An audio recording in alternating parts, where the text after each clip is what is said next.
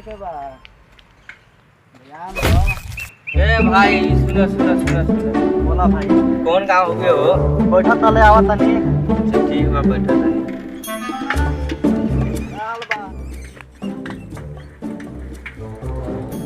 बड़ी घाम उगल बाटे भाई से पूछने कौन गाँव है भाई तो कहत रन कि बैठो तले आओ तनी। ठीक बा बैठो तनी घाम तो उगल बा बहुत।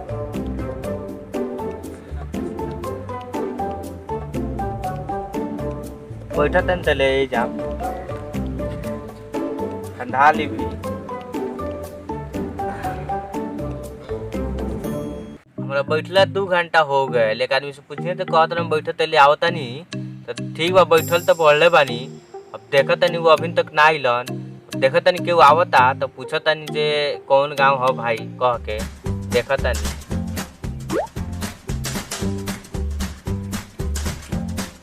लागता कि कन में आइलन। ओ भाई रुकिया रुकिया हाँ रुकिया। भाई बोला ई कौन गांव हुए हो? निउरा तले आवतानी। भाई अभी कहत रहे निवृत्त ले आवतनी। एक आदमी करन बैठल तले आवतनी। अब हम का करी हो भाई हमरा समझ नहीं के आवत कथी करी। ठीक बा निवृत्त तानी।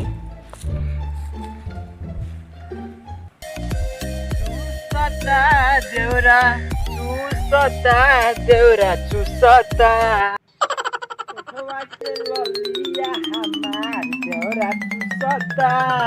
ए भाई हने आवा हो। ए भाई हने आवा हने आवा हने हने आवा हो भाई हने आवा। ओई भैयावा का है यहाँ बाटे हो। ई तो निहुरल बा कि उल्टा बा कि सुल्टा बा। भाई बुला तर का हो हमरा हाँ के। भाई, हने आवा, हने। रुका आ गई का कहता रे भाई कौन परेशानी बा बोला हमरा ए से। भाई ई कौन गांव का नाम हुए हो? ओ मर दिया वही बरा से निहुरल बारा तारा था नहीं कि कौन गांव के नाम है। ना भाई खारा होकर तिले आवतानी अब बुझाई। भाई अब खड़ा रही।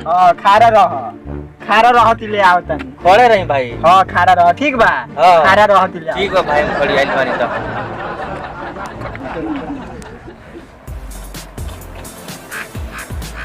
ए भाई कौन गांव का नाम हुए हो?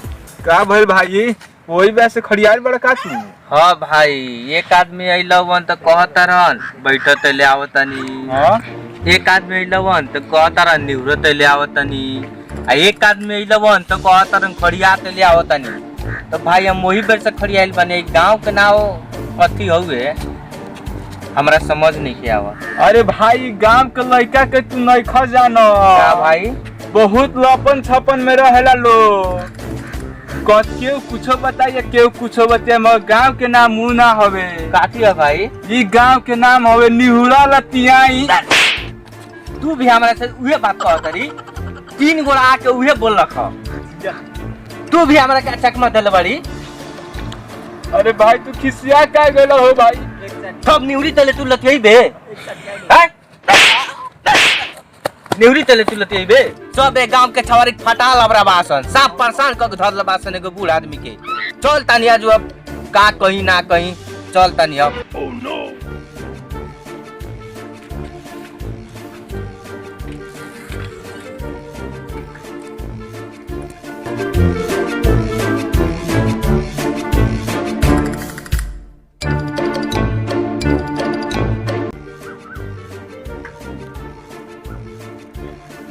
एगो भाई खेत में काम करता रहन उनकरे से तांगा सुरती उरती मांग के खा लिया उनकरे से पूछ लिया।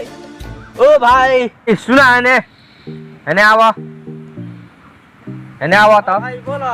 हने आवा तो हने आवा तो अच्छा आवतानी। आवा। हां का बात बा। सुरती उरती तांग खियावा। हां सुती उती तो बढ़ाई में बनाओ। खियावा तो बनावा। अच्छा ठीक बा।